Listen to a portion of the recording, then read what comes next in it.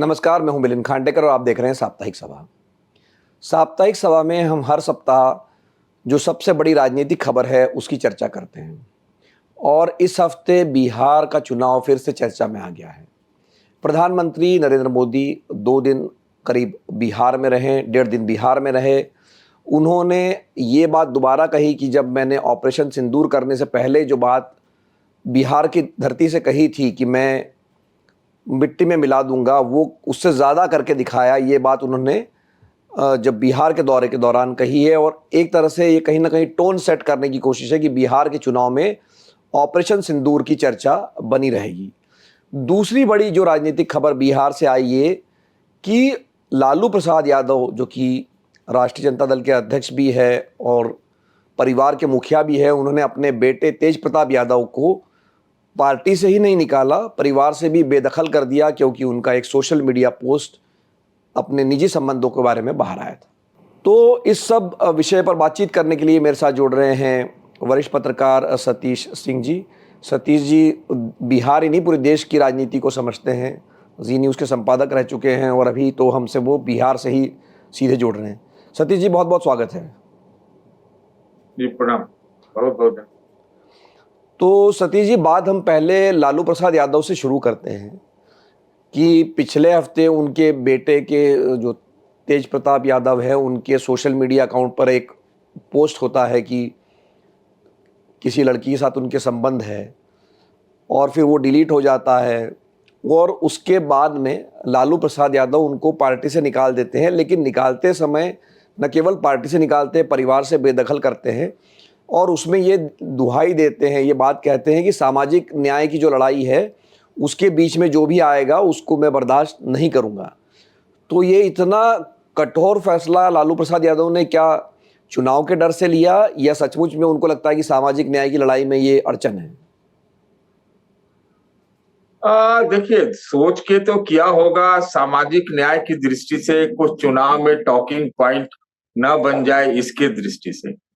लेकिन जितना मुझे मालूम है कि लालू जी का परिवार में सब कुछ आज से नहीं, कई सालों से ठीक नहीं, और बीच बीच में समझौता हो करके चीजें ठीक की जाती रही हैं। और ये तो तेज प्रताप जी का तो बहुत पहले ही से सब कुछ था कि वो मतलब वो और नीतीश जी कौन सा हरकत कर बैठे पता ही नहीं चलता है। तो तेज प्रताप का वैसा चल ही रहा था, कई बार विवाद हुए। अब ये विवाद में एक चीज जो मुझे लगता है, मैं अंदर की बात तो कैसे बताऊं, लेकिन इतना मुझे लगता है, मैं उस परिवार को आज से नहीं करीब 35 साल से जानता हूँ, बहुत करीब ढंग से जानता।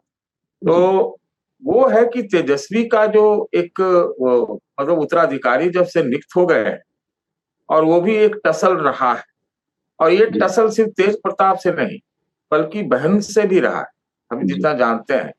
तो अभी एक निर्णायक फैसला कुछ हो सकता है, तेजस्वी यादव ने लालू जी को के ऊपर अपना दबाव बनवा करके भी कराया हो, तो मुझे ऐसा लगता है। और दूसरी बात, आजकल आपने देखा होगा मिलिंद जी की लालू जी के भी 2-3 बयान जो हैं, खास तौर से लोकसभा चुनाव से पहले से, वो राजनैतिक रूप से परिपक्व नहीं लगते हैं, और हमको लगता है इसका भी बीजेपी फायदा उठा लेती है। तो अभी जो तेज प्रताप वाला ये हुआ है, इसका भी फायदा मेरे अपने असेसमेंट में बीजेपी एंड पार्टी को होगा। नहीं तो आपको ये लगता है कि ये चुनाव में मुद्दा बन सकता है बिहार चुनाव में आने वाले दिनों में? जो तेज प्रताप को निकाला है लालू जी ने, इसी वजह से निकाला है कि चुनाव में कहीं ये मुद्दा बन ना जाए? और लेकिन आप जैसा कह रहे हैं कि बीजेपी इसका फायदा उठाने की कोशिश करेगी।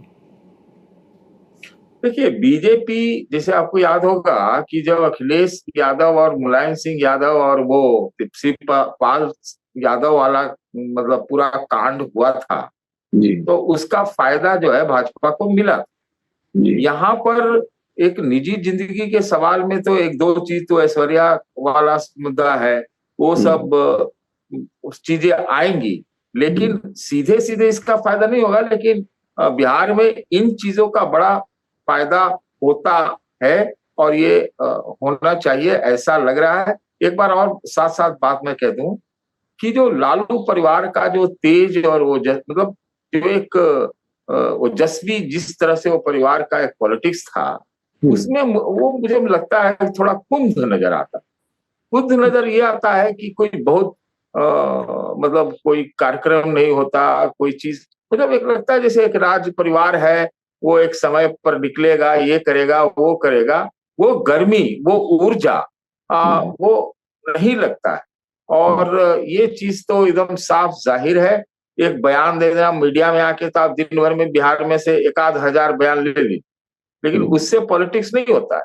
यहाँ मैं देख रहा हूँ एक दो पार्टियां हैं जो अभी हमने पता भी किया, और हमें सामने सामने साक्षात पता भी लग रहा है कि बड़े सिस्टमैटिक ढंग से, बड़ी व्यवस्थित रूप से आगे बढ़ रहे हैं।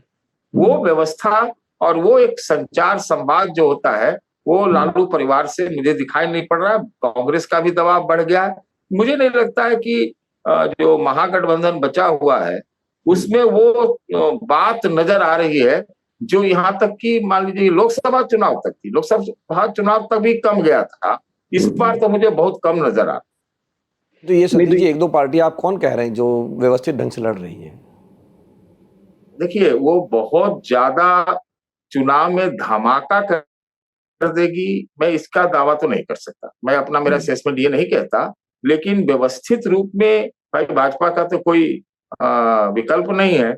लेकिन एक जो नई पार्टी है जन सुराज, प्रशांत किशोर वाला, उसके बारे में इन देहातों में, मैं अभी देहात में हूँ, वहां से पता चलता है कि ढंग से व्यवस्था होती है, ये सभा ऐसे होता है, हर जगह वॉलंटियर नियुक्त है, इतना पैसा खर्चा हो रहा है, गांव में होगी सभा तो इतने की होगी, मंडल में होगी तो इतने की होगी, ब्लॉक में तो होगी इतने की होगी, और आगे 4 महीना में इतना करने, ये सारा कुछ आपको यहाँ पता लगेगा जब आप जमीन पर घूमेंगे। तो अभी मेरे गांव में, मैं अपने गांव में हूँ, यहाँ भी, इस गांव में भी हाल में ही प्रशांत किशोर सभा करके गए इस गांव में, और अभी तक आरजेडी वगैरह का कुछ पता नहीं है। यहाँ से कल लोग रोड शो में मोदी जी के यहाँ गए थे, लेकिन बात यह है कि अगर कोई व्यवस्थित पार्टी चल रही है अभी, तो साफ साफ दिखता है कि प्रशांत किशोर इस पे लगे हुए हैं, क्योंकि उनका अपना तो पुराना इतिहास भी इन्हीं कामों का रहा है। उस काम को वो अपने राजनीतिक कार्यक्रम में जोड़ रहे हैं।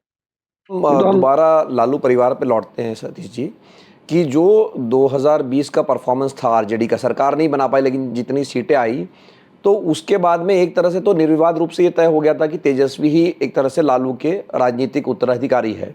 और अब जब तेज प्रताप यादव को परिवार से भी बेदखल कर दिया है, पार्टी से भी निकाल दिया है, तो तेजस्वी की स्थिति कम से कम पार्टी के भीतर, परिवार के भीतर और मजबूत होती है। लेकिन अब इसका चुनाव में क्या फायदा होगा, ये अलग बात है।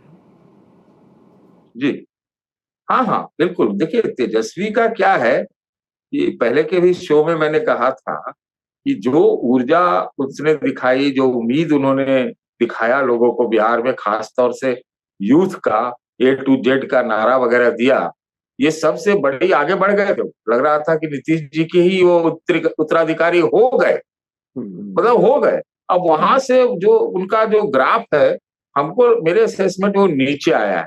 और उनकी जगह में हम ये देखते हैं कि कुछ एक जगह, मैं नहीं कह रहा कि वो एकदम वही किंग मेकर हो गए या कुछ हो गए, वैसे एक दो पार्टियां हैं, चाहे इस बार पासवान हो, चाहे ये प्रशांत किशोर है, इन लोगों ने बड़ा उन जगहों पर कब्जा किया है।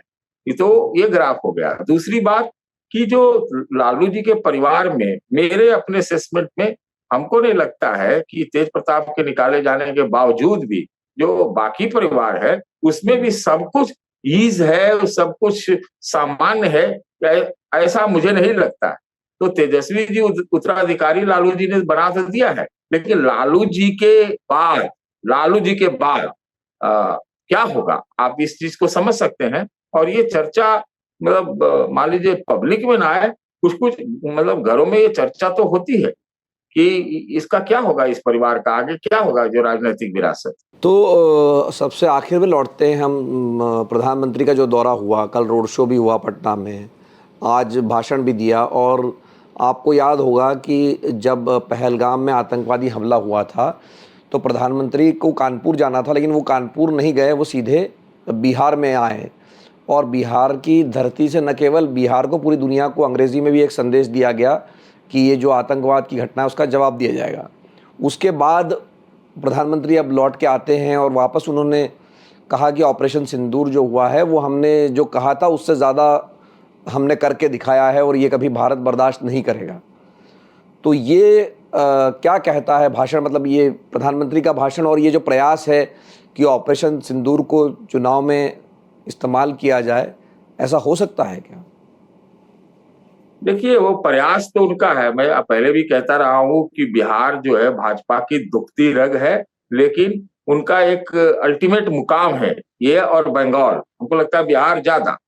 तो बिहार में वो कब्जा करना चाहते हैं, है ना। अभी नीतीश जी को ढो रहे हैं और ढोएंगे भी अभी, लेकिन चुनाव पर्यंत जो आप देखेंगे कि भाजपा एक एकाएक सामने आएगी और वो अपना दावा अपना उस तरह से काबिज होने का प्रयास करेगी, नंबर एक। नंबर दो, यहाँ तो आप आम बोलचाल की भाषा में जो लोग बात करते हैं, कन्वर्सेशन है, वो ये है, क्या बिहार के चुनाव के लिए ही ऑपरेशन सिंदूर हुआ था? लेकिन इसका एक लिटरल मीनिंग नहीं लगाना चाहिए। यहाँ से उन्होंने इसका वायदा किया कि उसको जवाब देंगे, और यहाँ आए बताने के लिए। बताने के लिए तो वो क्या है, पूरे देश में इसी ऑपरेशन सिंदूर को बताने के लिए घूम रहे हैं। कल बंगाल में भी थे। तो बिहार में उसका फायदा उठाने का प्रयास किया जाएगा। भाजपा अपने आप में एलोन उतना अभी भी उतना पावरफुल नहीं है। लगा था कि जो अगर वो कुंभ हुआ तो उसका फायदा मिलेगा, अब वो उसकी जगह हमको लगता है यहाँ पर ऑपरेशन सिंदूर की सफलता के दावे से किया जा रहा है। तो वो अपना चारों तरफ से मजबूत करने का प्रयास कर रहे हैं। और बाकी ये है कि नीतीश जी, अब नीतीश जी को खुश रखना ये बीजेपी की सबसे बड़ी चुनौती है।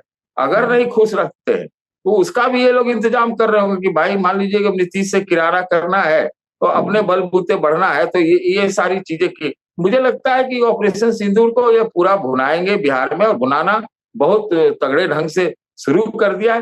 बाकी होगा क्या ये हम अभी नहीं कह सकते, क्योंकि कल को बिहार में कौन इधर से उधर हो जाए, जातीय समीकरण तो चलता ही है यहाँ पर, उसमें कौन सी गोलबंदी होती है। लेकिन मोटा मोटी यह है कि भाजपा बहुत आक्रामक है और इस बार वो छोड़ना नहीं चाहती। नहीं तो इस बार भाजपा छोड़ना नहीं चाहती सर, सतीश जी, जैसा आपने कहा, उसको लगता है कि उसका बेस्ट चांस है। चुनाव अभी भी सतीश जी कम से कम 5 से 6 महीना दूर है, अक्टूबर नवंबर में चुनाव होने का अनुमान है। तो आप चूँकि ज़मीन पर है, अब तक तो आप ज़मीन पर नहीं थे, जब पिछली बार आपसे बात हुई थी तब आप यहीं थे, दिल्ली में ही थे। तो क्या आपका अब अनुमान बन रहा है कि किसका पलड़ा भारी है चुनाव में? देखिए, मैं एनडीए का पलड़ा निश्चित रूप से भारी कह सकता जी। हूं। और दूसरी बात, भाजपा उसमें कितना मजबूत ढंग से बाकी एनडीए के दलों पे हावी है, उनके ऊपर उसका प्रभाव है, इसके बारे में थोड़ा इंतजार करना पड़ेगा। लेकिन जो तेजस्वी कैंप है उसमें कोई ऊर्जा हमें नहीं दिख रही है। हमने कांग्रेस के बारे में भी पता किया कि भाई हाल में इन्होंने परिवर्तन वगैरह किया, कोई फर्क पड़ा है क्या? तो लोगों का यही कहना है कि कोई चर्चा नहीं है, कि नहीं। ये दो बात हो गई। तीसरी बात ये है कि अगर हम इसको अभी के माहौल में देखें तो आप एकदम निश्चित मान के चलिए कि जहां तक मैं जिस इलाके में हूं वहां पे तो अभी चुनाव की चर्चा तक नहीं हुई। ये मतलब समझिए कि क्या कहते हैं, अभी वो आदमी के मन मस्तिष्क में आया नहीं है। जबकि बिहार ऐसा प्रदेश है जिसमें हर सेकंड राजनीति की बात होती है, लोगों के दिमाग में रहता है। वैसा हमको इस बार बहुत कम दिख रहा है, अब तक तो नहीं दिख रहा।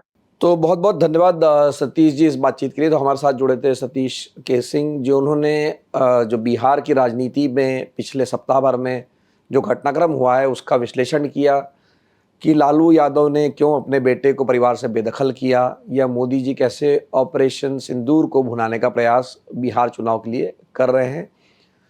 कुल मिला के सतीश जी ने 2 बातें कही चुनाव को लेकर कि जो प्रशांत किशोर की जनसुराज पार्टी है वो ज़मीन पर काम करते हुए दिखाई दे रही है। उसका चुनाव में क्या परिणाम होगा वो अभी कहना मुश्किल है, लेकिन वो कम से कम सक्रियता दिखाई दे रही है, जो कि अभी महागठबंधन की तरफ से नहीं दिख रही है। सतीश जी का ये आकलन है और ये अभी का आकलन है, अभी इसको फाइनल आकलन ना माना जाए कि अभी भी एनडीए का पलड़ा भारी है। लेकिन जैसा मैंने कहा कि चुनाव अभी 5 से 6 महीने दूर है। तो तो एक बार फिर से आप सबका ये साप्ताहिक सभा का शो देखने के लिए धन्यवाद। नमस्कार।